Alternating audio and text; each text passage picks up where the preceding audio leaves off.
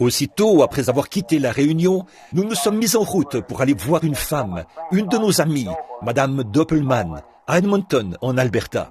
Et à seulement 30 kilomètres de la frontière canadienne, nous avons appris que mon frère se mourait. Alors, nous avons fait demi-tour, en pleine tempête de neige, pour retourner à la maison. Nous avons donc voyagé pendant 11 jours. Nous sommes arrivés tard hier soir, nous nous sommes couchés tard dans la nuit, et nous nous sommes levés tôt ce matin. Alors, je suis très fatigué. Mais dès que j'ai pu joindre ma mère, après être arrivé à un endroit où il nous était de nouveau possible de téléphoner, elle a dit « Frère Neville est allé le voir ». Ça, c'est un véritable pasteur, les amis. Nous apprécions vraiment cela. Bon, ça pourrait peut-être que vos bien-aimés n'en sont jamais arrivés là, peut-être.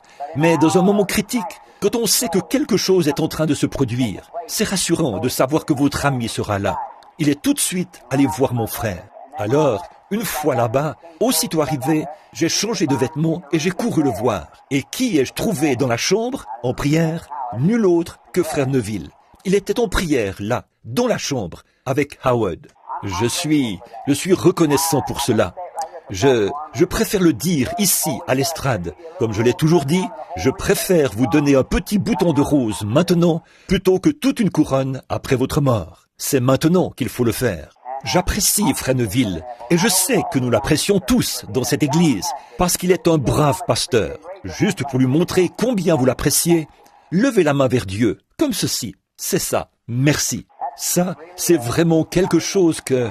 Je suis allé à la maison, j'en ai parlé à ma femme. Je lui ai dit, chérie, quand je suis allé frapper à la porte, je suis passé lire sa fiche médicale au bout du couloir, pour vraiment voir ce qui n'allait pas. Ensuite, je suis allé là et j'ai entendu quelque chose à l'intérieur. J'ai frappé à la porte. Je croyais que quelqu'un parlait. Il l'avait fait asseoir sur son lit avec sa Bible et tous les deux avaient la tête inclinée. Il priait Dieu quand je suis entré. Je me suis simplement joint lui dans la prière. Et aussi dans ma prière, j'ai dit à Dieu que je l'apprécie. C'est un véritable ami et un véritable pasteur. Puisse frère Neville vivre longtemps dans ce monde pour servir le Seigneur.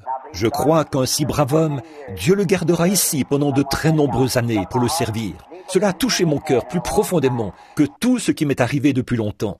Bon, d'habitude, puisque la classe d'école du dimanche des enfants n'est pas encore terminée, alors j'ai pensé que nous pourrions peut-être prier pour les malades. Je n'avais pas annoncé que je serais là pour prier pour les malades, mais s'il y a des gens qui sont ici pour qu'on prie pour eux, nous prierons pour eux. Maintenant, si sœur Gertie veut bien venir jouer le grand médecin pour nous, et nous demanderons à notre cher Père Céleste de bien vouloir bénir ceux qui ont besoin de lui aujourd'hui. Nous voulons maintenant que tous ceux qui sont malades et qui ont des besoins se rassemblent autour de l'autel.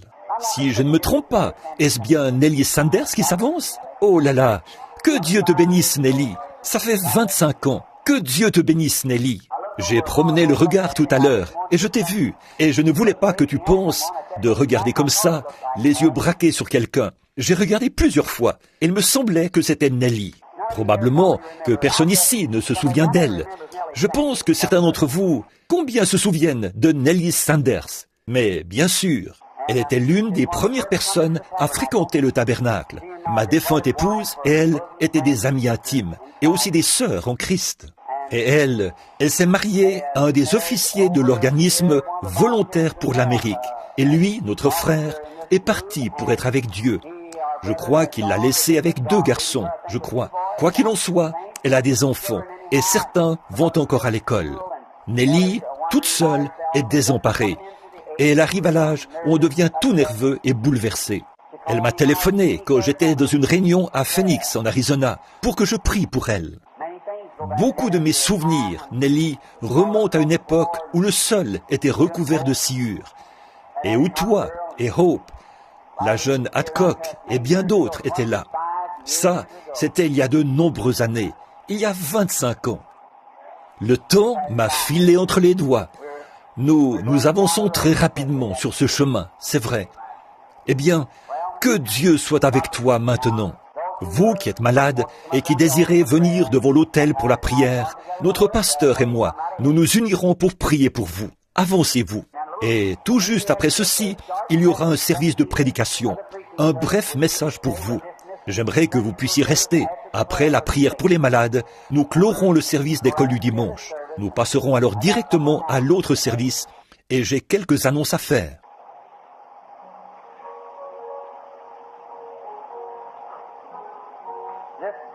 Ce grand médecin est proche maintenant, le compatissant Jésus. Il réconforte le cœur abattu, aucun autre nom que Jésus. Bon, si nous pouvions entrer maintenant dans la communion autour de cette prière, pour la guérison de l'un l'autre, sachant que Dieu est ici et qu'il a promis de nous exaucer. Oui, c'est en règle, nous descendrons prier pour elle, pour la dame qui est assise. Certainement. Très bien. Frère Neville, voudrais-tu venir m'assister? Maintenant, soyez aussi respectueux que possible, vous, les petits-enfants, qui regagnez vos places. Prions maintenant, pour que, quand nous irons oindre les malades et les affligés, nous ayons la foi en Dieu, pour croire. Ayons la foi que Dieu agira. Vous tous, qui êtes dans l'auditoire, et qui êtes en bonne santé ce matin, qui n'avez pas besoin de venir à l'autel, dites-vous bien que c'est la grâce de Dieu qui vous a amené jusqu'ici. Maintenant, priez pour ceux qui sont devant l'autel, jeunes et vieux. Comme il est de coutume ici, au tabernacle, nous envoyons le pasteur faire l'onction d'huile. Nous prions pour les gens. Nous envoyons le pasteur faire l'onction d'huile. Moi, je l'accompagne et j'impose les mains aux malades pendant qu'il les oint d'huile. L'Écriture dit, « Oignez d'huile les malades au nom du Seigneur. Imposez-leur les mains et ils seront guéris. » C'est l'Écriture. Et vous, tous ensemble, courbez la tête maintenant, pendant que nous prions ensemble pour les malades. Notre Père Céleste, nous venons humblement dans ta divine présence maintenant, pour ces gens qui ont des besoins, pour les malades, pour ceux qui ne peuvent pas s'en sortir par eux-mêmes.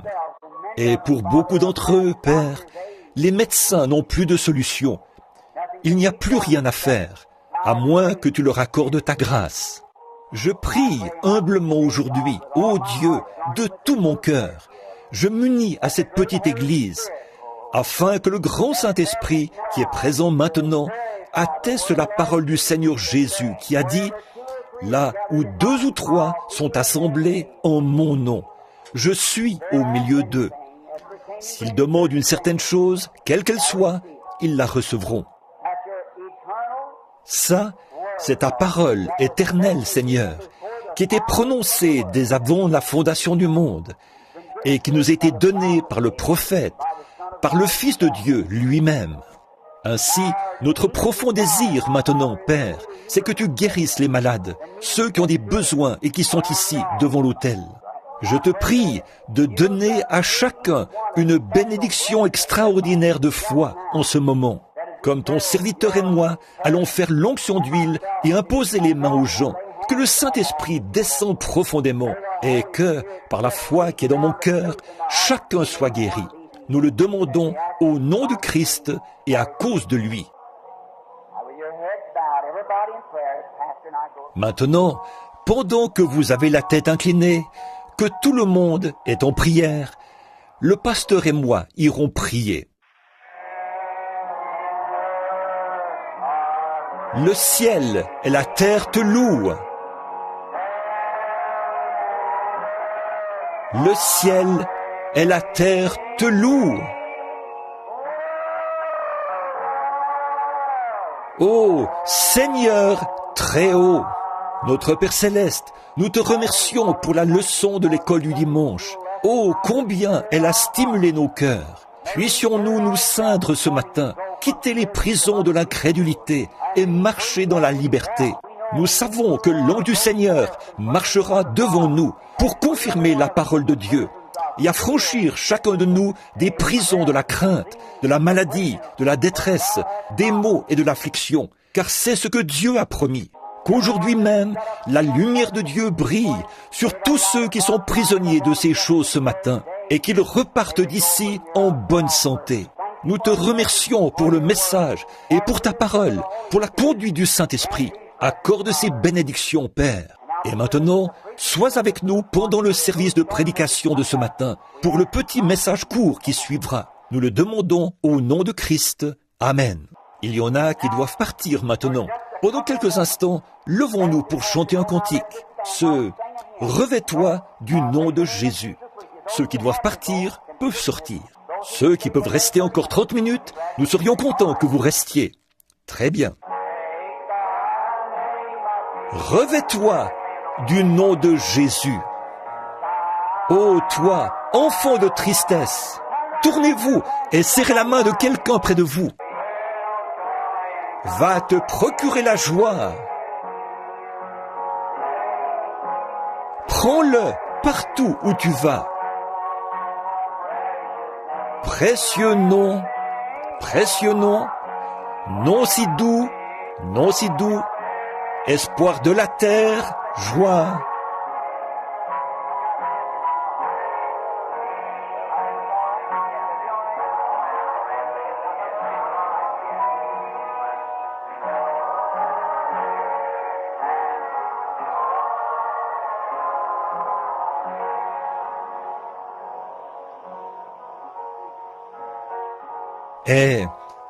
Amen.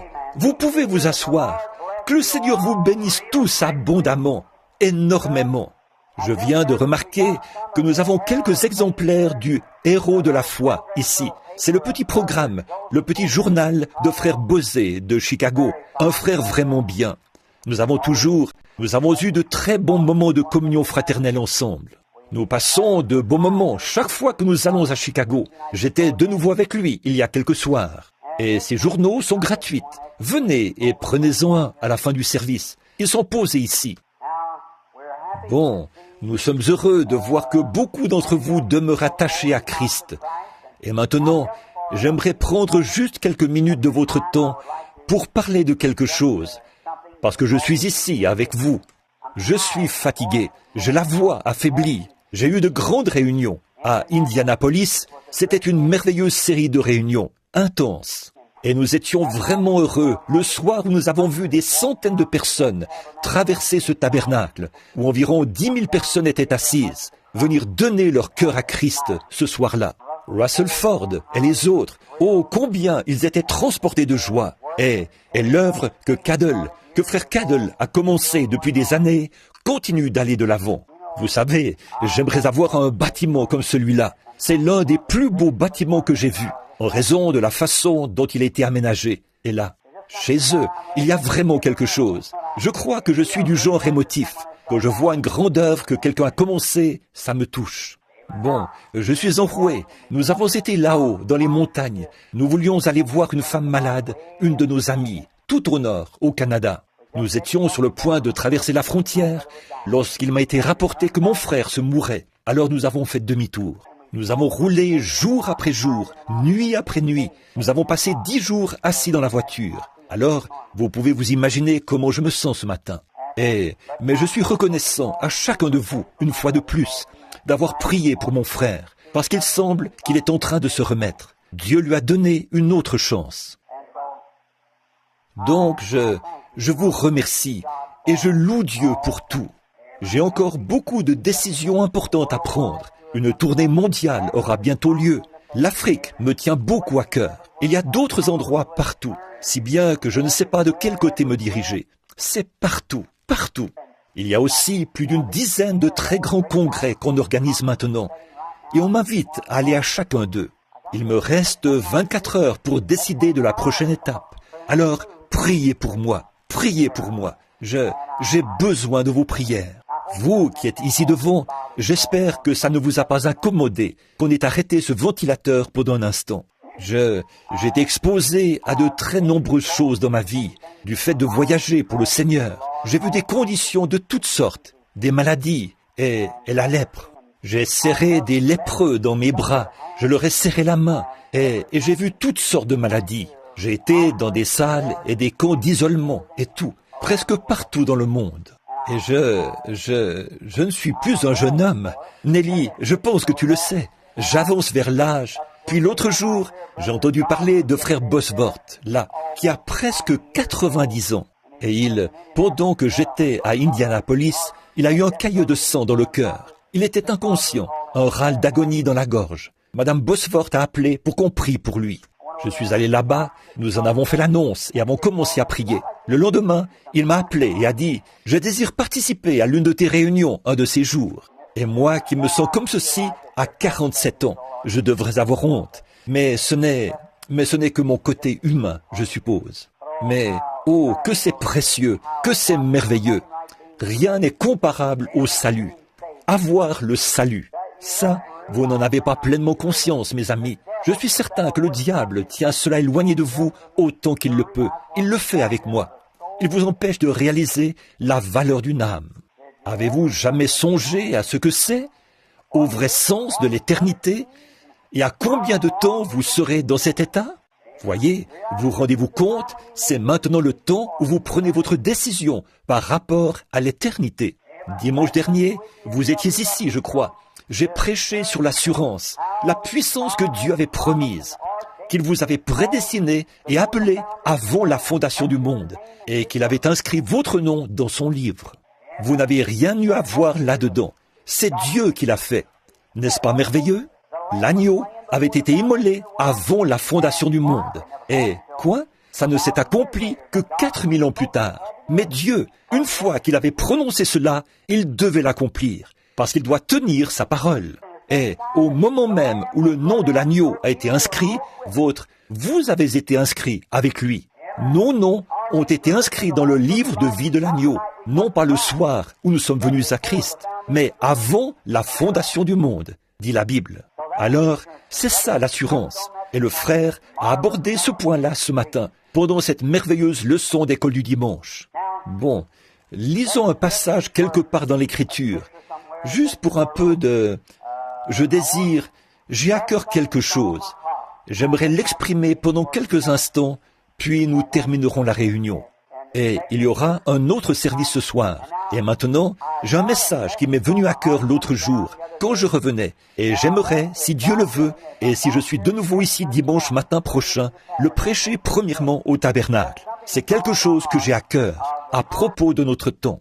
Je suis allé manger quelque part, et je me suis dit, eh bien, est-ce que je deviens fou? Qu'est-ce qui ne va pas chez moi? Je ne supporte pas ces musiques et toutes ces choses qu'ils ont aujourd'hui. Ces femmes d'un esprit faible et borné qui chantent là dans un palais d'ivoire.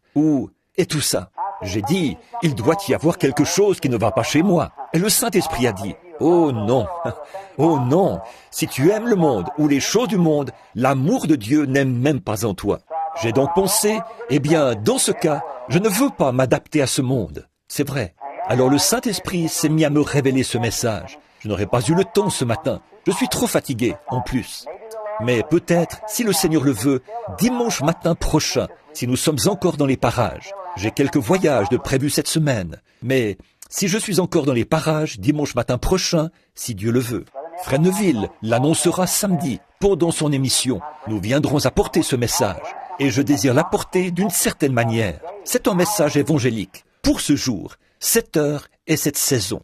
Et j'ai prédit, il y a 6 mois, que cette année était la dernière pour l'Amérique. Et nous verrons si cela est conforme à l'Évangile ou non. Le moment de sa fin est arrivé. Ou bien elle prendra son essor, ou bien elle s'effondrera cette année. C'est vrai. Bon, vous les jeunes enfants, je voudrais que vous apportiez un bout de papier et que vous notiez cela dans la page de garde de votre Bible. Alors, quand frère Branham ne sera peut-être plus de ce monde, vous pourrez voir si j'avais raison ou tort. Voyez? Ainsi, vous saurez si le Seigneur me parle encore. Vous voyez?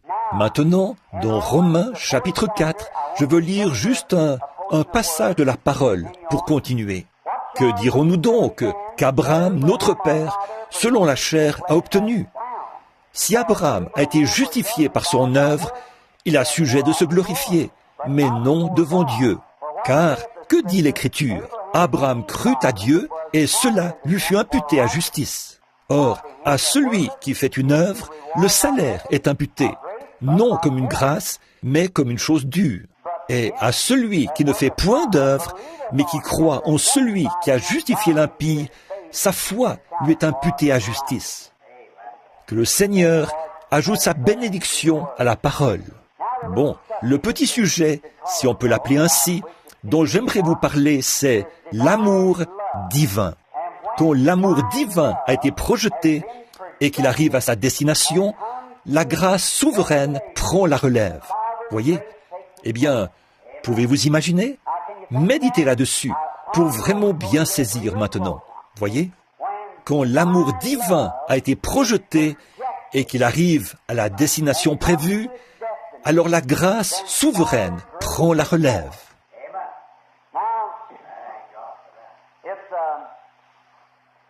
Eh bien, c'est étrange de voir les gens, le genre de personnes, ceux que nous côtoyons et ce que nous faisons.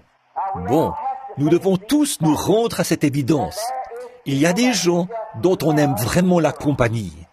Et il y en a d'autres, de braves gens, des gens qu'on aime, mais qui ont en eux quelque chose qui fait qu'on a du mal à rester en leur compagnie. Ça, c'est un fait, et nous voulons en parler. Cela est dû à l'atmosphère que cet individu, homme ou femme, crée lui-même. En effet, vous êtes un créateur en miniature, parce que vous êtes des fils et des filles de Dieu. Peu importe jusqu'où vous vous êtes enfoncés dans le péché, vous êtes néanmoins des fils et des filles de Dieu. C'est que votre âme et votre esprit ont été déchus et dégénérés, mais Dieu est votre créateur. Et dans votre état déchu, vous êtes une création perdue et séparée de Dieu, dominée par le diable. C'est vrai, mais vous êtes néanmoins des fils et des filles de Dieu. Il ne veut pas qu'aucun de vous périsse, mais que tous viennent à la repentance. Voyez? Et il a fait tout ce qui est en son pouvoir pour... Seul Dieu lui-même pouvait le faire. Donner la possibilité à sa créature d'accepter cela et d'être ce qu'il veut que vous soyez. Revenir à votre état normal. Et personne, maintenant je dirais ceci, et c'est assez tranchant, mais voilà, personne n'est dans son état mental normal tant qu'il n'a pas accepté le Seigneur Jésus. C'est une déclaration forte, mais c'est la vérité. Personne n'a toute sa tête tant qu'il n'a pas accepté Jésus-Christ comme son sauveur personnel. Ça peut sembler, mais c'est la Bible. Certainement, c'est vrai. C'est lui et dont votre être créé. Or, aux yeux du monde, vous passez pour un fou quand vous faites cela. En effet, vous devez quitter l'atmosphère dans laquelle vous baignez pour entrer dans cette autre atmosphère. Quand vous faites cela, alors Dieu vous élève au-dessus du monde et vous vivez dans une atmosphère céleste. Voyez? Et là, aux yeux du monde, vous êtes carrément à l'opposé de tout. Voyez? Et ceci est à l'opposé du monde. Voyez? Alors, ce que vous voulez, c'est que Christ vous élève dans une atmosphère où vous êtes heureux, paisible. Et dans cette atmosphère, vous créez un climat. Or, bien des fois, nous, dans les églises, ça peut paraître étrange, mais regardez-y de près. Bon, ceci, c'est pour l'église, c'est pour les gens. Les gens reçoivent les esprits les uns des autres plutôt que de recevoir le Saint-Esprit. Allez dans un groupe de gens et observez la façon d'agir de quelqu'un. Et les braves gens qui viennent se joindre à cette assemblée, tout à coup, les voilà qui agissent de la même manière. Toujours, prenez par exemple une brave femme et un mauvais homme. Ou bien il se sentira, ou bien il deviendra un brave homme, ou bien elle deviendra une mauvaise femme. Par l'atmosphère dans laquelle vous vivez, vous projetez ce que vous êtes à ceux que vous côtoyez. Alors, quelle sorte de gens devrions-nous être si nous sommes chrétiens? Dans quel genre d'atmosphère devrions-nous vivre? Nous devons vivre dans une atmosphère de consolation, de calme, de guérison, nos cœurs constamment en prière, ayant un amour profond pour chaque personne avec qui nous entrons en contact. Et que ce soit ceci, je le dis à la petite église qui a prié pour moi, pour ma mission mondiale. C'est ça qui fait mon succès quand je prie pour les malades. Si je n'arrive pas à me mettre complètement dans la peau du malade, ça ne donne généralement rien de bon. Vous devez vous mettre complètement dans la peau de l'autre, au point et ressentir cela vous-même. Il y a quelque temps, ici, un vieux Mexicain était venu là, sur l'estrade. Il s'était précipité vers l'estrade. Rempli de foi, il s'était agenouillé et avait sorti son chapelet. Je lui ai dit, ce n'est pas nécessaire, par la bouche de l'interprète, frère Espinosa. Alors, il s'est relevé, il a mis ses bras autour de moi, s'est mis à marcher à tâtons. Il était aveugle. Je l'ai regardé. J'ai regardé ses pieds, pleins de rides. Il n'avait probablement jamais porté de souliers de sa vie. J'ai regardé mes souliers pour voir s'ils pouvaient lui aller. Je lui aurais donné mes souliers. Il était aveugle. Je l'ai regardé. Il était plus large d'épaules. C'était un homme de grande taille. Il pesait plus de 90 kilos, je pense. Il n'aurait pas pu porter mon veston.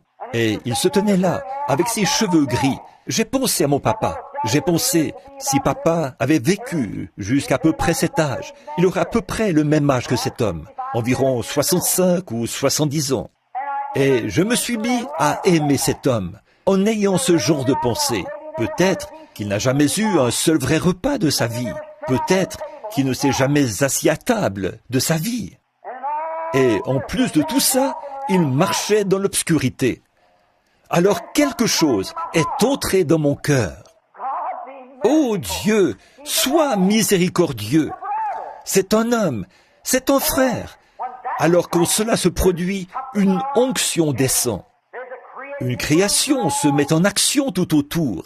Et vous, elle se projette vers la personne. Quelques instants plus tard, je l'ai entendu crier quelque chose par-dessus mon épaule. Il criait « Je vois, je vois !» Qu'était-ce?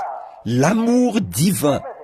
La compassion avait été projetée par le Saint-Esprit dans cet homme. Et c'est ainsi qu'au bout du chemin, alors qu'il n'y avait plus rien à faire. Et là, l'amour s'était installé à sa place. L'amour avait rejoint l'amour. Alors la grâce souveraine s'est mise en action. Et Dieu, par sa grâce souveraine, a rendu la vue à cet homme. Voyez, il faut d'abord que vous parveniez à avoir ce genre de pensée. C'est comme ça que vous devez agir vis-à-vis du pécheur. Beaucoup de gens prient pour les pécheurs. C'est bien, mais ce n'est pas comme ça qu'on gagne le pécheur. C'est à vous de gagner le pécheur. Ce n'est pas en priant pour lui que vous le gagnez. Vous le gagnez,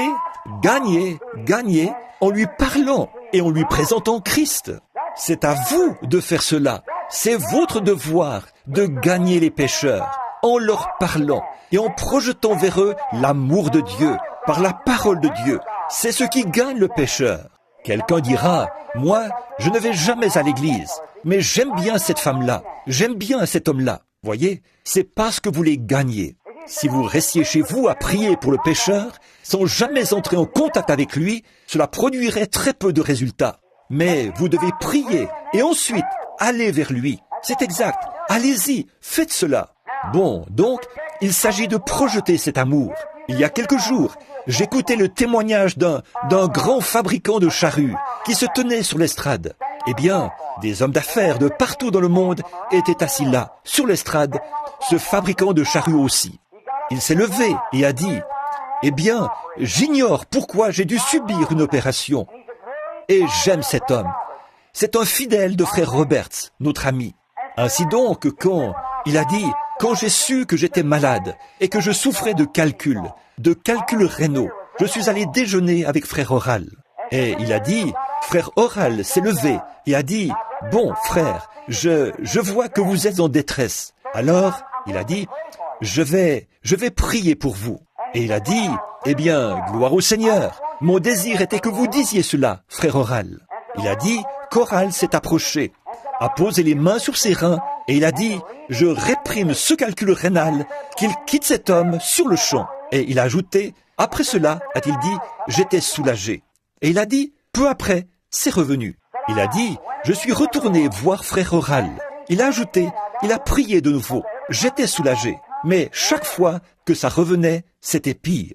Il a dit, alors, je me suis dit ensuite, si seulement je pouvais aller voir, a-t-il dit, frère Branham, et me tenir devant lui, alors le Saint-Esprit viendrait sur lui, et il me dirait pourquoi je n'ai pas été guéri quand frère Oral a prié pour moi. Donc, il a pris la route pour venir en Louisiane. J'avais des réunions là-bas, et je me suis tenu devant lui pendant 20 minutes. Le Saint-Esprit était muet, il n'a rien dit. J'ai prié pour lui, et il a dit qu'il s'est senti mieux. Et il est venu, puis il est reparti. Il devenait nerveux et agité. Il allait de lieu en lieu, demandant à tout le monde de prier pour lui, de prier pour lui. Et cet homme aimait le Seigneur. Mais finalement, ça s'est aggravé au point qu'on l'a expédié chez Mayo. Mayo l'a examiné et a dit « Vous avez une chance sur 1000 de vous en tirer. Une infection s'est installée. Tout votre corps est intoxiqué. Vous souffrez d'urémie. Et, oh, j'en oublie. Il a dit « Vous avez une chance sur 1000. » Alors il a dit « J'ai saisi cette chance. » Il a dit « J'ai prié. Oh Dieu, tu sais que je t'aime. » Et je suis allé vers tous tes serviteurs. Il a pris le risque et on l'a endormi. Et il a dit qu'à son réveil dans la salle, il a dit qu'une lumière brillait dans la salle et que la gloire de Dieu était tout autour de lui. Et les médecins étaient dans l'étonnement. Ils entraient et disaient « Eh bien, qu'est-ce qui s'est passé ici ?» Eh bien, disait-il, « Je me sens prêt à rentrer chez moi. » Qu'était-ce ? Voyez, il avait fondé ses espoirs sur « Si jamais quelque chose m'arrive, j'irai voir frère Roberts. Si ça échoue, j'irai voir frère Branham. » Et pourtant, il aimait le Seigneur Jésus. Dieu a dû laisser échouer tout le reste et permettre qu'il soit cloué au lit. Et alors même les médecins ont dit « Nous ne pouvons plus rien faire. » Et alors, quand l'amour divin est arrivé au bout de son chemin, la grâce souveraine est entrée en scène et a pris la relève. Elle le fera chaque fois. Si vos motifs sont bons, si vos intentions sont bonnes, si vous avez l'amour divin et que vous croyez, allez de l'avant sans rien douter. Quand vous en êtes au point où vous avez l'impression d'être arrivé au bout du rouleau, alors la grâce souveraine prend la relève. Combien j'ai vu cela à l'œuvre, combien j'ai remarqué cela dans ma propre vie, non pas seulement par une théologie ou par un genre d'expérience vécue par quelqu'un d'autre. Je suis très content aujourd'hui de pouvoir parler sur la base d'une expérience personnelle, de savoir que ça, c'est la vérité. Alors, pourquoi sommes-nous craintifs ? Tant que nous savons que l'amour de Christ repose divinement dans notre cœur, que nous sommes passés de la mort à la vie, aucun démon de l'enfer ne peut pénétrer en nous, même à notre mort. Il suffit de persévérer dans cet amour et dans la foi. C'est comme un petit enfant. Prenez un petit enfant. Je vais vous le démontrer pour que les tout-petits puissent comprendre cela. Voici Madame Kelly, assise ici, devant nous. Un soldat ivre, je crois, avait foncé là sur eux. Au moment de la transporter, on la croyait morte. On l'a amenée à l'hôpital. Elle était inconsciente. Or, tout a échoué là-bas et elle s'en allait. Mais, comme elle avait l'amour de Dieu dans son cœur, elle s'en est tirée. Je suis allé là-bas ce jour-là et alors la grâce souveraine a été projetée à la suite de l'amour divin. Ce matin, elle est assise ici, parmi nous, vivante. Voyez, c'est quelque chose qui se produit. Quand vous arrivez au bout de votre chemin, quand vous en êtes au point où vous ne pouvez plus avancer, alors la puissance de Dieu entre en scène, par la grâce souveraine. C'est ce que vous voyez. Prenez un petit enfant, un petit bébé, qui a de petites crises, des spasmes, et qui pousse des cris, donne des coups de pied et crie à tue-tête. Et voilà qu'il finit par retenir sa respiration. Et vous voyez sa mère l'empoigner, le tirer, le lancer en l'air, lui souffler au visage. Laissez-le tranquille. Il n'y en a pas un seul dans toutes les annales médicales qui soit mort de cette manière. Il ne mourra pas. Ce n'est qu'une crise. Il cherche à s'attirer de la compassion.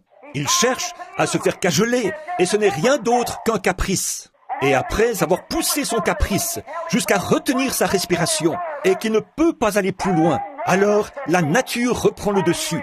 Il se détend et recommence à respirer. Toute votre agitation, le porter, crier, ça ne hurler, lui souffler au visage, ça exacerbe la situation. C'est ce qui arrive après que nous avons erré d'église en église, ça et là, de service de guérison en service de guérison.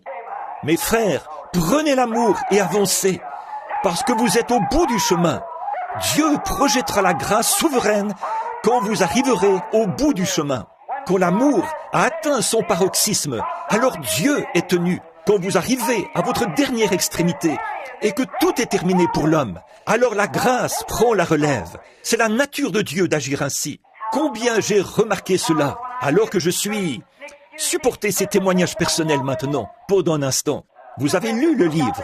Là, ce jour-là, à Portland, dans l'Oregon, quand ce fou s'était rué vers l'estrade et qu'il allait me tuer. Vous avez peut-être tous lu cela dans le livre. Qu'est-ce qui s'est passé? Dieu m'a envoyé prêcher l'évangile. Et c'est ce que je faisais. Des milliers de gens étaient réunis. Les rues étaient bondées. Et à l'intérieur, il y avait plus de 6000 personnes. Dehors, la pluie tombait à verse. Mais les gens restaient là. Leur cœur affamé soupirait. À cette époque-là, il n'y avait personne d'autre sur le terrain. Les réunions soulevaient beaucoup d'enthousiasme. Il fallait me frayer un passage à travers la foule et tout. Recourir à une escorte policière pour me faire entrer. J'avais été dans une pièce et là, j'avais conduit 2 jeunes officiers à Christ, là, dans le vestiaire. 2 jeunes hommes, au début de la vingtaine, qui travaillaient dans la police. La mère de l'un d'eux avait été guérie la veille et les 2 se sont agenouillés là et je les ai conduits au Seigneur Jésus. Je me suis avancé sur l'estrade pour parler de la foi. Soudain, j'étais face à un fou qui, s'étant enfui d'un hôpital psychiatrique, avait frappé un prédicateur dans la rue. Cet après-midi-là, lui avait fracturé la clavicule et la mâchoire. Il avait la manie de tuer les prédicateurs. Il était entré au pas de course en se disant « Voici ma chance ». Il s'est rué vers l'estrade. Il pesait environ 115 ou 120 kilos et mesurait près de 2 mètres. Il balançait les mains vers l'avant et vers l'arrière. Il a dit « Espèce d'hypocrite, espèce de serpent dans l'herbe ». Et voilà, le service de Dieu était en marche. Les gens étaient guéris. Des milliers de gens étaient guéris et bénis. Des ministres étaient inspirés. Ce grand réveil n'était alors qu'à ses débuts, puis il a commencé à avoir de l'impact partout dans le monde. Là, sur l'estrade, était assis T.L. Osborne. Amen, qui a gagné des dizaines de milliers d'âmes à Christ. Il était assis là, lui qui était pasteur. Et 8 ou 10 membres de son assemblée, depuis le balcon, observaient la scène. Et ce fou s'est rué vers l'estrade pour perturber la réunion du Seigneur. Il a dit « Espèce de serpent dans l'herbe, espèce d'hypocrite, tu t'imposes comme étant un serviteur de Dieu. Je vais te prouver, ce soir, que tu n'es pas un serviteur de Dieu. Et je vais briser chaque os de ton petit corps de misérable. » Et il est monté en vitesse et a brandi son gros poing pour me frapper. Je me suis retourné. Les prédicateurs étaient en débandade et tout. Et là, il s'est raclé la gorge et m'a craché au visage. Il a dit « Espèce de serpent dans l'herbe, je vais te prouver combien tu es serviteur de Dieu. Espèce d'imposteur. » Je n'ai rien dit. Je le regardais tout simplement. Et tout d'un coup, le Saint-Esprit. Quelque chose. Qu'auriez-vous pensé si quelqu'un vous avait craché au visage? Eh bien, s'il y a le moindre tempérament colérique en vous, vous sortiriez de vos gonds. Ça, c'est certain. Et 2 policiers se sont avancés. Les 2 policiers qui, avec des objets dans les mains, pour frapper cet homme, le neutraliser et l'emmener. Mais je ne pouvais pas les laisser faire ça. Dieu avait placé dans mon cœur de l'amour pour cet être mortel. J'ai pensé, ce n'est pas cet homme, c'est un démon qui l'a mis dans cet état. Cet homme, s'il avait été normal, son désir serait d'aimer et de vivre comme tous les autres hommes. Mais c'est le diable qui l'a mis dans cet état. Et l'amour a commencé à couler pour cet homme. Sans tarder, cet homme est tombé et s'est jeté là, à mes pieds. Après que l'amour divin avait été projeté, la grâce souveraine est entrée en scène et a pris la relève. Elle le fera chaque fois. Il n'y a pas longtemps, quand il se pourrait que je vous ai déjà raconté ceci. L'année dernière, en fait, ça fait maintenant 2 ans, je passais la tondeuse dans ma cour. J'essayais de tondre toute ma pelouse. J'y allais rondement. Je devais m'arrêter pour changer de vêtements, entrer prier pour quelqu'un, puis je ressortais. Bon, le gazon avait déjà repoussé sur ma cour. Avant d'avoir fini de tondre la cour avant, le gazon avait déjà repoussé sur la cour arrière. Donc, un jour, j'étais au fond de la cour arrière, avec ma vieille tondeuse. Je passais la tondeuse, j'avançais, j'essayais. C'était une petite tondeuse motorisée. Or, j'avais oublié qu'un nid de frelons était là, dans le coin, et j'ai foncé dans ce nid avec ma tondeuse. Et là derrière, je ne portais pas de chemise, j'étais torse nu. J'ai frappé la clôture avec ma tondeuse, torse nu. En un instant, j'étais tout couvert de frelons. Vous savez ce que c'est, un grand nid de frelons. Il vous tuerait, de très gros frelons qui bourdonnaient. Oh, je me suis dit... D'abord, ça m'a effrayé. Puis, soudain, quelque chose a commencé à se produire. J'ai commencé à me tranquilliser. Les frelons continuaient à bourdonner.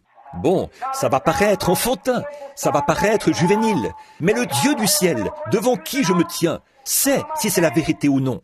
Au lieu d'essayer d'attaquer, de frapper, d'écraser ces frelons, un amour, quelque chose de divin m'a alors envahi. Et j'ai pensé, pauvre petit frelon, vous avez le droit de vous faire un nid. C'est la voie que Dieu a pourvue pour votre protection. Je vous ai perturbé et j'en suis désolé. Si je pouvais recommencer, je ne vous perturberais pas. Je n'ai pas fait exprès. Mais j'ai dit, je suis le serviteur du Seigneur. Ces enfants malades sont venus ici pour que je prie pour eux. Alors, je dois me dépêcher de tondre cette cour. À présent, petite créature de Dieu, au nom de Jésus-Christ, retournez dans votre nid. Je ne vous perturberai pas. Qu'était-ce? À ce moment-là, ils auraient pu me piquer à mort. Par l'amour de Dieu, avec un cœur soumis, l'amour a été projeté. Et la grâce souveraine a pris la relève. Qu'est-ce qu'ils pouvaient dire à ces frelons, leur parler, et que, suite à cela, chaque frelon se met à voler pour former un cercle, qu'ils s'alignent tous comme un groupe de militaires, puis retournent tout droit dans leur nid. Qu'était-ce? Je ne pouvais pas parler à ces frelons. Je n'ai aucun moyen de leur parler. Comment aurais-je pu les empêcher de me piquer? C'était la fin pour moi. Mais j'avais l'amour. Dieu m'a donné l'amour pour ces frelons et je leur ai parlé avec ma voix. Et le Saint-Esprit, par la grâce souveraine, a conduit ces frelons directement de leur nid. Non loin de la route, à Henryville, il y avait un vieux guernesey un jour. C'était le grand taureau qui avait tué un homme de couleur, là, à la ferme Brooks. Il avait tué cet homme de couleur et avait failli tuer le jeune West de la même manière. On l'avait laissé dans la ferme. Je ne le savais pas. Je faisais ma ronde. J'étais censé porter une arme. Je ne l'avais pas sur moi. Un jour, je traversais. J'avais pensé aller de l'autre côté, prier pour un malade. Je suis passé par ce champ, oubliant que ce taureau était là. J'ai marché jusqu'au beau milieu de ce champ. Que s'est-il passé? Tout à coup, d'un petit tas de buissons, s'est dressé ce grand taureau de combat, avec ses longues cornes comme ça, et il a mugi. J'ai su que c'était ce taureau meurtrier. J'ai regardé en arrière. J'étais trop loin de la clôture, à environ 200 mètres. Il se trouvait à moins de 10 ou 12 mètres de moi. Il se tenait là, ses cornes pointées vers le bas, et il a laissé échapper un gros beuglement. Je n'avais pas d'arme, ni d'arbre où me réfugier. Je ne pouvais pas retourner vers la clôture. Je me suis dit, eh bien, c'est fini pour moi. Bill Branham, voici venir ta destruction. Tu vas être martyrisé, tué à coups de cornes, ici, dans ce champ. Je suis resté là. Mais soudain, quelque chose a commencé à s'installer. Cœur, la gloire de Dieu, quelque chose est entré dans mon cœur. J'ai pensé, j'ai perturbé ce pauvre animal. Ce n'est pas ce pauvre animal, c'est le diable qui le pousse à agir de la sorte. Et je sais une chose, la voici. Je désire que vous écoutiez cela. Il n'y a qu'une chose qui vaincra le diable, c'est le pur amour divin. L'amour vaincra tout. Dieu a tant aimé le monde. C'est ce qui a vaincu la question du péché. C'est ce qui a vaincu la question de la maladie. C'est ce qui vaincra les différends dans l'Église. C'est ce qui vaincra tout ce qui est contraire et qui doit être vaincu. L'amour le fera si vous le laissez faire. Ainsi donc, ce grand animal a foncé vers moi. Au lieu d'éprouver de la haine pour lui, frère Mike, je l'ai aimé. J'ai pensé, tu es la créature de Dieu. Qui d'autre que Dieu pouvait te créer? Tu étais couché là, paisiblement, et je suis entré dans ton territoire. Pourtant, des avertissements ont été affichés partout à travers le champ. Je n'y ai pas songé une seule seconde. J'ai quitté mon territoire habituel pour aller prier pour un malade. Et là, j'ai vu venir ce taureau, la tête oscillant comme ça, et il se dirigeait vers moi pour me tuer. Et je le savais. Mais l'amour divin a commencé à entrer en scène. J'ai pensé, pauvre créature, pauvre bête, tu ne peux agir autrement. Tu étais couché là et je t'ai perturbé. Maintenant donc, je suis le serviteur de Dieu. Tu es la créature de Dieu. Au nom de Jésus-Christ, retourne te coucher, car je suis en route pour aller prier pour un des enfants de Dieu qui est malade. Retourne te coucher. Et ce taureau venait vers moi de toutes ses forces. Aucune crainte. Je n'avais pas peur du tout. Pas plus que j'aurais eu peur de frère Neville qui est assis ici. Je ressentais seulement un amour pur et saint dans mon cœur. Qu'est-ce que cela a fait? Cela a créé une atmosphère. Et ce taureau a foncé directement dans cette atmosphère. À moins de 3 mètres de moi, il a freiné, les pattes tendues. Il a regardé là, tellement vaincu. Il avait le plus doux des regards. Il s'est retourné et est allé se coucher. Et je suis passé à 1,50 m de lui. Qu'est-ce? Quand l'amour divin a été projeté, la grâce souveraine prend la relève à ce moment-là. C'est le même Dieu qui a pu empêcher les lions de s'approcher de Daniel. Ils étaient sortis en rugissant. Et le brave Daniel se tenait là, enveloppé de l'amour de Dieu. Les lions se sont retirés et se sont couchés. C'était paisible. Je te le dis, mon frère, quand Dieu t'enveloppe de l'amour divin, alors tu trouves la paix dans la vallée. C'est vrai. Il y a quelque temps, je revenais de Dallas, au Texas. Je revenais à la maison par avion. Nous avions eu une série de réunions là-bas. Et en chemin, il y a eu un orage et l'avion a fait un arrêt d'urgence à Memphis. Pendant que j'étais à Memphis, on m'a logé à l'hôtel Peabody. Oh, quel hôtel somptueux! Je ne me sentais pas tout à fait à ma place. J'étais là-bas ce soir-là et j'y ai passé la nuit. Le lendemain matin, on m'a appelé et dit « Révérend Branham ?» Oui. On m'a dit « La limousine vous prendra à 7 heures précises. L'avion décollera à 7h30. » J'ai dit « Merci monsieur » et j'ai raccroché.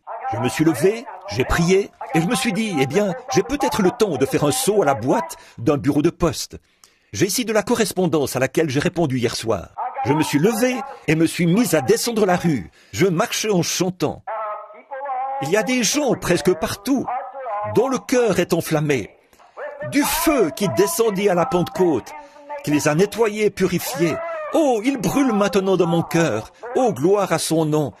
Je suis si heureux de dire, je suis l'un d'entre eux. Je descendais la rue, le paquet de lettres à la main, allant vers le bureau de poste. J'ai senti une chose étrange. Vous savez de quoi je parle, n'est-ce pas? C'est comme si tout s'était tranquillisé. Oh, quelle sensation! J'ai pensé, oh là là, que c'est merveilleux. Bon, Doc chantait souvent un petit cantique, que je marche guidé par la colombe céleste. Remplis-moi chaque jour d'amour. Je méditais là-dessus. Et cet amour s'est mis à couler en abondance. Nous avons l'amour, mais il nous faut l'amour en abondance. L'amour qui déborde. Vous dites, oh, j'aime les pécheurs. Mais, oh, mon frère, ma sœur, les aimez-vous suffisamment fort pour aller vers eux, discuter avec eux et les gagner à Christ? Voyez-vous ce que je veux dire? Vous dites, j'aime le Seigneur, mais pouvez-vous lui faire confiance quand le médecin secoue la tête? Pouvez-vous lui faire confiance quand vous avez tout perdu? Il vous faut un baptême d'amour qui déborde, d'amour divin. Quand vous avez l'impression que vous priez, mais que votre prière n'est pas exaucée, continuez-vous à l'aimer? Y a-t-il en vous quelque chose qui continue à vous purifier? C'est la grâce souveraine de Dieu. Elle doit prendre la relève. Il le faut. C'est la nature de Dieu. Dieu ne peut rien faire d'autre que ça. Quand Dieu a vu le péché de ce monde, il a vu que les hommes se mouraient sans espérance et sans possibilité d'être sauvés. Et pourtant Dieu savait que les hommes l'aimeraient. Et cela a fait pression sur lui et a démontré sa nature. La nature de Dieu, c'est l'amour. Dieu est amour. Et cela a tellement fait pression sur la nature de Dieu qu'il a dû pourvoir d'un moyen de s'en sortir pour ceux qui désiraient s'en sortir. Il a envoyé dans le monde son Fils, fait dans une chair semblable à celle du péché, pour qu'il porte nos péchés et nos maladies au calvaire. Dieu l'a fait. L'amour de Dieu, une fois qu'il était projeté, a requis la grâce souveraine. Et Dieu n'a jamais dit, si tu le fais, si tu fais ceci, je ferai ceci. Dieu, sans aucune condition, a envoyé son Fils mourir à votre place et a réglé la question du péché.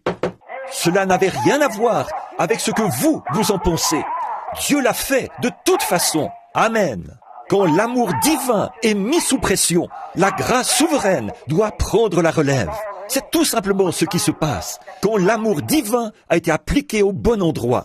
Écoutez attentivement. Ce matin-là, quand je suis sorti de l'avion, ou plutôt de l'hôtel, et que je me suis mis à marcher dans la rue, j'avançais en chantant. Tout à coup, quelque chose a semblé se répandre sur moi, une grande pluie d'amour. J'ai pensé, oh, si seulement je pouvais, oh, je crois que, comme je me sens en ce moment, si je pouvais seulement rencontrer quelqu'un pour qui prier. C'est comme cela qu'on se sent, quand dans son cœur, il y a quelque chose qui tire. L'autre jour, puis-je m'arrêter de nouveau un instant? L'autre jour, la petite Sarah était malade. Quand nous avons pris la route, oh, il faisait très chaud. Toutes les nuits précédentes, j'étais resté éveillé. Je ne dormais qu'environ 2 heures. Il y avait des délégués venus de partout dans le monde. Il fallait rencontrer celui-ci, celui-là, prier, prêcher 3 fois par jour. Oh, que j'étais épuisé. Ça ne s'arrêtait pas. Puis, je suis sorti. Je devais attendre. Ensuite, j'ai roulé quelques kilomètres hors de la ville. Malgré que c'était très tôt le matin, j'avais tellement sommeil que j'ai dû m'arrêter sur le bord du chemin pour m'allonger et dormir. Juste quelques minutes après, je me suis levé et j'ai repris la route. Je ne pouvais même pas garder les yeux ouverts, mais je m'efforçais d'avancer pour aller voir une certaine femme. Je devais traverser les déserts chauds et brûlants du Nebraska. Et j'ai pensé, oh là là, la petite Sarah était toute secouée et avait des hauts le cœur. La pauvre petite avait été malade toute la nuit. Le lendemain matin, elle était si malade que nous avons été obligés de nous arrêter. Son visage devenait pâle. En plus, j'étais terriblement fatigué et épuisé. J'ai pensé, oh Dieu, oh la situation est terrible. Oh Dieu, regarde, je n'arrive pas à conduire. Je suis si fatigué. J'étais là-bas avec ton peuple. J'ai essayé de faire de mon mieux. Et la petite Sarah est très malade. Là, nous sommes allés. Je suis allé lui imposer les bains. J'ai dit, cher Père Céleste, c'est toi qui m'as donné cet enfant. Elle t'appartient. Je n'ai fait que l'élever. Je lui ai imposé les mains. Quelque chose a commencé à se mouvoir dans mon cœur. Cela a arrêté les vomissements.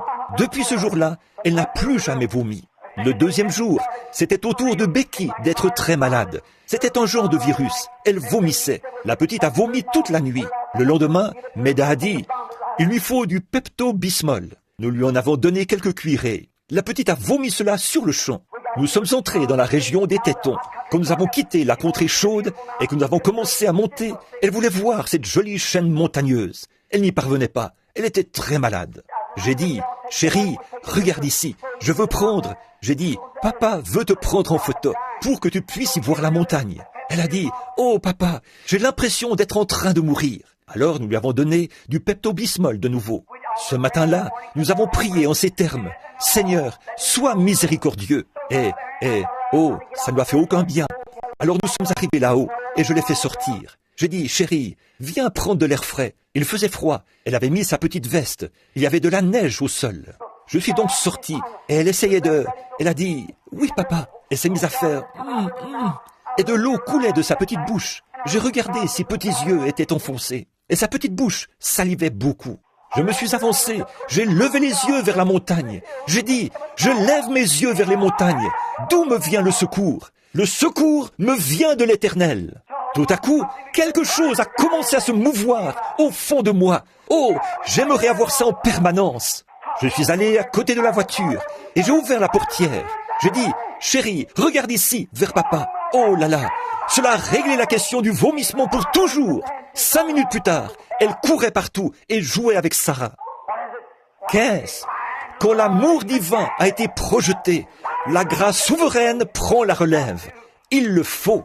Je marchais dans la rue ce matin-là, à Memphis. Je reviens à mon histoire. Je marchais dans la rue, à Memphis, en chantant pour le Seigneur. Et tout à coup, quelque chose a dit, « Arrête-toi !» Je me suis arrêté. Tout à coup, il a dit, « Fais demi-tour, va dans l'autre direction. » Eh bien, c'était dans la direction du fleuve. Je me suis dit, « Oh là là !» J'ai avancé un peu plus. Je me suis dit, eh bien, c'était juste quelque chose que Vous savez, souvent, on a des impressions, vous savez. Et souvent, les gens commettent des erreurs, parce qu'ils suivent leurs impressions au lieu de suivre la conduite divine. J'ai donc continué à avancer, en me disant, c'était juste moi, une impression. Et oh, plus j'avançais, plus ça empirait. Je me suis mis là, en retrait, et j'ai regardé tout autour. Il y avait là des articles de pêche. Je me suis dit, alors que les gens étaient en train de me dépasser, que j'allais faire comme si je regardais ces articles de pêche. À ce moment-là, tous les gens avaient quitté le trottoir, ce groupe-là, quand le feu avait changé. J'ai dit, bienveillant Père Céleste, que voulais-tu que je fasse? Était-ce toi qui te mouvais dans mon cœur? On dirait que je vais éclater à l'intérieur. Il y a quelque chose qui se répand. Quelque chose a dit, fais demi-tour, rebrousse chemin. J'ai dit, pour aller où? Il a dit, fais demi-tour, rebrousse chemin. Pour aller où? Ça ne change rien. On continue à marcher, c'est tout. J'ai fait demi-tour et j'ai repris ma marche dans la rue. J'ai marché, j'ai regardé ma montre. Ça continuait à insister. L'heure était passée. Je suis allé un peu plus loin. L'heure était passée. Il était plus de 7h30. À 8h. Oh là là, là là. Je m'étais rendu loin, très loin. Là, il y avait des maisons aux couleurs vives. Beaucoup de vieilles maisons aux couleurs vives, là-bas, très loin.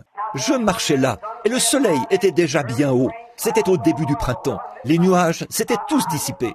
J'ai pensé, eh bien, j'ai raté mon vol. Mais j'ai pensé, oh Dieu, si je rate mon vol, c'est ton ordre, tant que Où me conduis-tu, Seigneur? Je ne sais pas où tu m'emmènes. Où vais-je? Ce n'était pas de mes affaires. Il fallait continuer à marcher. J'ai continué à marcher, c'est tout. Après un moment, j'ai regardé. Une mamie, le type même de tante Jemima, était appuyée contre un portail, comme ceci. Elle se tenait là, appuyée contre le portail. Elle avait de grosses joues rondes. Elle se tenait là, une chemise enroulée autour de la tête, comme ceci, et attachée en arrière. Je continuais à marcher, là. Je suis arrivé à sa hauteur, et les larmes coulaient comme ça sur ses grosses joues. Elle m'a regardé et m'a dit « Bonjour, pasteur ». J'ai dit « Madame ». J'ai dit « Bonjour ». Elle a esquissé un sourire et m'a regardé, les larmes aux yeux. Je me suis dit « Elle m'a appelé pasteur ». C'est comme ça qu'on appelle les prédicateurs dans le Sud, vous savez. Et j'ai dit « Comment avez-vous su que je suis pasteur ?» Elle a dit « Je savais que vous viendriez ». Quoi? Elle a dit « Je savais que vous viendriez ». J'ai dit « Je ne comprends pas, tantine. Voulez-vous m'en dire plus ?» Elle a dit « Vous savez, avez-vous déjà lu l'histoire de la Sunamite qui n'avait pas d'enfant et qui a demandé au Seigneur de lui donner un enfant ?» Elle a dit « Et elle y est venue, l'a bénie, et elle a eu un enfant. » J'ai dit « Oui, madame, je m'en souviens. » Elle a dit « Je suis comme cette femme-là. » Elle a dit « Je n'avais pas d'enfant. J'ai prié le Seigneur, et j'ai dit au Seigneur que s'il me bénissait et me donnait un enfant, moi, j'élèverais cet enfant pour lui. Et elle a dit « Il m'a donné un enfant. » Et elle a dit « J'ai fait des lessives sur une planche à laver. Une petite cabane se trouvait là, sur le côté. » Elle a dit « J'ai fait des lessives sur une planche à laver pour élever cet enfant. » Et elle a dit « Quand il a grandi, pasteur, il a pris la mauvaise voie. » Elle a ajouté « Il s'est mis à avoir de mauvaises fréquentations. Et le voilà couché, mourant. » Et elle a dit « Le docteur est venu avant-hier, quand il a perdu connaissance. Et il a dit qu'on ne pouvait plus rien pour lui. On lui avait administré du Salvarsan 606 et tout, du mercure, de la pénicilline. Aucun résultat. C'est une maladie vénérienne, la syphilis. On pense que la valve de son cœur a lâché. Elle a dit, plus rien ne peut être fait pour lui. Elle a dit, il était couché ici, mourant. Et j'ai dit, oh Seigneur, je ne voulais pas voir mon bébé mourir comme ça. Et elle a dit, si seulement je pouvais l'entendre me dire qu'il est sauvé. Et elle a dit, j'ai prié pendant 2 nuits. Elle a dit, ce matin, vers 3 heures, elle a dit, le Seigneur m'a fait tomber dans un sommeil pendant que j'étais à genoux. Elle a dit, j'ai eu un songe. Elle a dit, j'ai vu venir un homme vêtu d'un complet clair, avec un petit chapeau western posé de travers sur la tête. J'ai dit, Seigneur, cette femme-là, c'est moi. Mais où est ton Élie? Il a dit, le voici qui vient. Elle a dit, je me suis relevé rapidement de ce lit et je me tiens ici depuis ce moment-là à vous attendre. C'est exactement comme ça que j'étais vêtu. Oh frère, quand l'amour divin a été projeté, cette mère envers son enfant, oui, il pesait 80 kilos, mais il restait toujours son enfant, couché là, mourant dans la honte. Peu importe combien il s'était couvert de honte, c'était son enfant, elle l'aimait. C'est ça, l'amour d'une mère. Peu importe combien il l'avait couverte de honte, elle l'aimait malgré tout. Et si vous ne pouvez pas oublier votre enfant, peu importe ce qu'il a fait, à combien plus forte raison, Dieu peut-il ne pas vous oublier? Il a dit, vos noms sont gravés sur la paume de ma main. Une mère pourrait oublier son nourrisson, mais je ne vous oublierai jamais. Peu importe ce que vous avez fait, combien vous vous êtes éloigné, combien vous êtes empêtré, Dieu vous aime toujours, Dieu vous aime. Gardez cet amour vivant, ne le laissez pas s'éteindre. Donc, elle a poussé un soupir.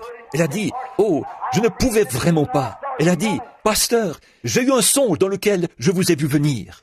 Elle a dit, quand j'ai regardé dans la rue et que j'ai vu ce petit complet clair et ce petit chapeau posé de travers sur votre tête, elle a dit, l'esprit m'a dit, le voilà. Et elle a dit, voulez-vous entrer? J'ai pensé, oh Dieu, j'ai pensé, c'est peut-être ici que tu me conduisais. C'est pour cette raison que je devais venir ici. Je ne savais pas. J'ai ouvert le portail. Il était fermé à l'aide d'une chaîne et d'une pointe de charrue. Je ne sais pas si vous avez déjà vu ça. J'ai ouvert la vieille porte et je suis entré. Frère, j'ai été dans des palais de rois. J'ai été dans les maisons les plus riches du monde. J'ai été chez certains multimillionnaires dont la fortune s'élève à 20 jusqu'à 28 millions de dollars. J'ai marché sur leur tapis chenille de mur à mur. J'aurais facilement pu m'étendre et m'endormir directement sur ce tapis, dans ces magnifiques demeures. Mais là, pas même un tapis au sol. Il y avait une espèce de petit lit à colonne en fer. Une petite couverture ordinaire couvrait ce jeune homme. Sur la porte, un écriteau. Que Dieu bénisse notre foyer. J'ai su que je me trouvais dans un foyer chrétien. J'ai su que je me trouvais quelque part où on avait élevé des prières. Pas d'affiches indécentes au mur, pas de photos vulgaires, mais une Bible ouverte sur l'espèce de petite table en marbre qui se trouvait là. Un grand garçon était couché là, dans le lit. Il tenait les couvertures et faisait... J'ai pensé, oh là là, je lui ai palpé les pieds. Ils étaient collants et froids. La mort était sur ce garçon. Et il répétait sans cesse, oh, c'est si sombre, c'est si sombre. Et j'ai dit, de quoi parle-t-il? Elle a dit, pasteur, elle a dit, ça fait plusieurs jours maintenant qu'il se croit perdu en haute mer. Elle a dit, il ne sait pas où il va. Et elle a dit, c'est ça qui me brise le cœur. Elle a dit, il s'en va, il est perdu en mer, il ne sait pas où il va. Elle a dit, pasteur, j'ai prié, j'ai tout fait, je ne veux pas qu'il se perde, pasteur. Elle a dit, c'est pour ça que je priais. J'ai dit, Tantine, de quoi souffre ce garçon? Elle a dit, c'est une maladie vénérienne. Le docteur l'a déclaré mourant. Il n'y a plus rien à faire. Et elle a dit, il est inconscient. Ça fait 2 jours qu'il est perdu en mer. Elle a dit, voulez-vous prier pour lui? J'ai dit, Tantine, je m'appelle Branham. Avez-vous déjà entendu parler de moi? Elle a dit, non monsieur, je ne pense pas, pasteur. J'ai dit, eh bien, je vais vous raconter une histoire. J'ai dit, mon ministère, c'est de prier pour les malades. Elle a dit, c'est vrai? J'ai dit, oui. Et je lui ai dit que mon avion avait été forcé d'atterrir et tout. Elle a dit, c'est vrai, pasteur? J'ai dit, oui. Elle a dit, eh bien, je savais qu'il ne me laisserait pas tomber. J'ai dit, priez, Tantine. Elle s'est agenouillée et vous parlez d'une prière. Oh mon frère, cette brave sainte savait entrer en contact avec Dieu. Elle a prié, là, jusqu'à ce que les larmes lui coulent des yeux. J'ai levé les yeux et il continue à faire et j'ai dit, maintenant Tantine, je vais prier. Restez en prière avec moi. J'ai posé les mains sur ses pieds. J'ai dit, Père Céleste, mon avion est déjà parti, pour autant que je sache. Et voici cette pauvre maman te supplie instamment pour son enfant. Et autant que je sache, c'est ici que tu m'as conduit. Je te prie d'être miséricordieux envers lui. Et presque au même moment, je l'ai entendu dire, maman, oh, maman. Elle s'est relevée. Elle a essuyé les larmes de ses yeux. Et elle a dit, oui mon chéri, le bébé de maman se sent mieux. Elle s'est mise à lui caresser la tête. Il a dit, maman, la pièce est en train de s'éclairer.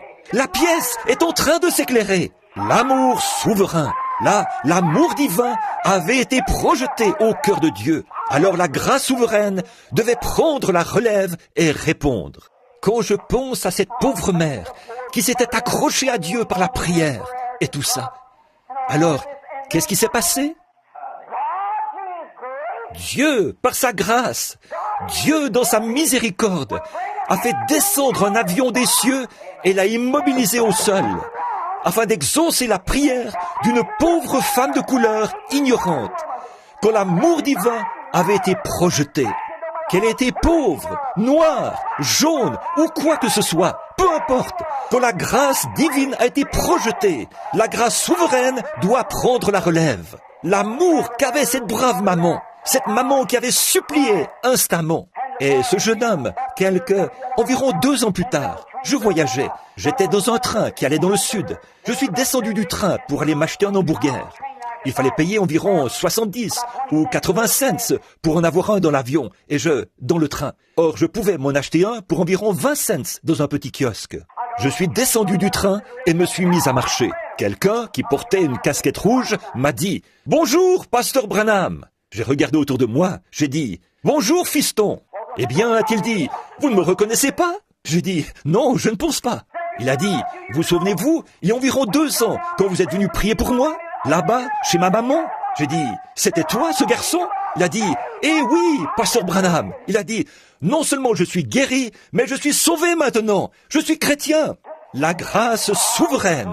Ah oui, mon frère, je vous le dis, quand Dieu voit que l'amour a été projeté, la grâce doit prendre la relève.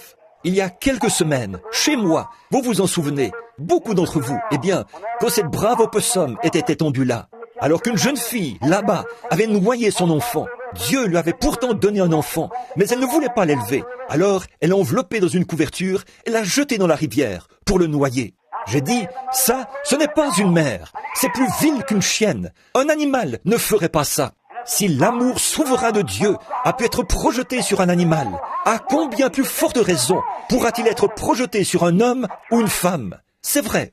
Et cette brave mère opossum qui se dirigeait vers l'allée, vous connaissez l'histoire. Elle est entrée et restée là, près des escaliers, pendant 24 heures. Et je n'en savais rien du tout. Frère Wood et ceux qui sont assis là au fond, et ce Wood qui avait pitié de cet animal, a dit « Frère Branham, pourquoi la laissez-vous souffrir ?» Et les pauvres petits opossums se nourrissent de ce vieux lait qu'ils tirent d'elle, alors qu'elle était tendue là, morte. Elle a dit « Pourquoi ne pas les tuer, frère Branham, ou abattre cette brave mère ?» Elle n'était pas tout à fait morte. Elle était, quand on lui donnait un coup, ça la faisait bouger un peu. Et elle était restée étendue là, toute la nuit. Et le lendemain, la brave petite Becky est venue là et a dit « Papa ?»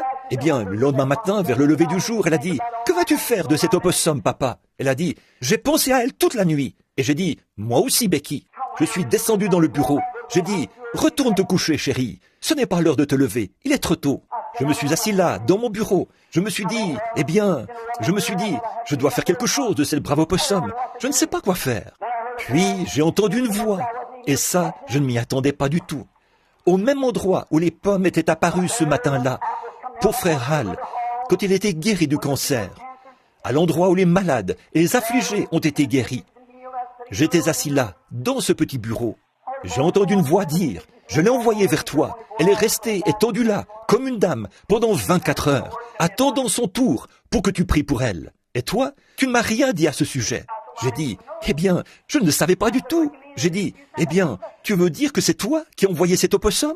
Je me suis dit « Qu'est-ce qui ne va pas chez moi? Est-ce que je parle tout seul ?» Je me suis surpris en train de me parler à moi-même. Je suis allé à l'extérieur. La petite Becky était toujours à la porte, en train de regarder. Je me suis approché. Cette brave opossum était là. Elle était toute couverte de rosée et tout.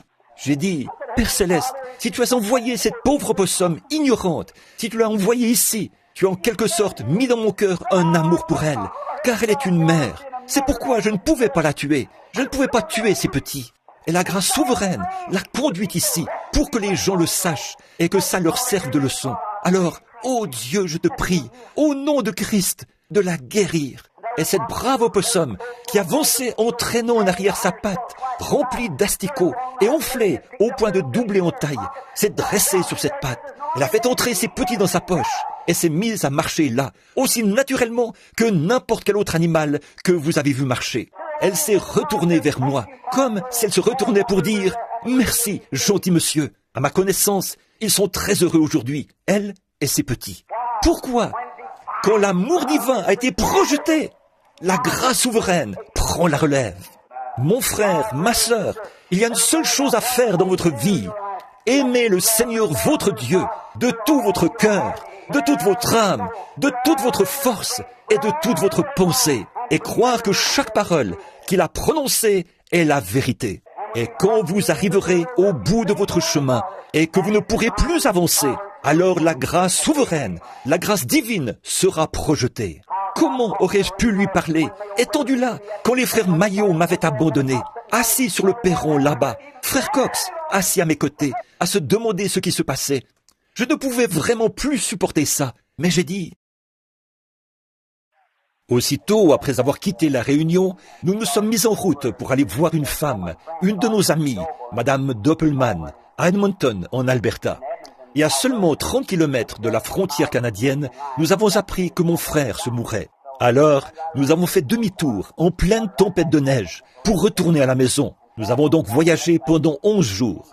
Nous sommes arrivés tard hier soir, nous nous sommes couchés tard dans la nuit, et nous nous sommes levés tôt ce matin. Alors, je suis très fatigué.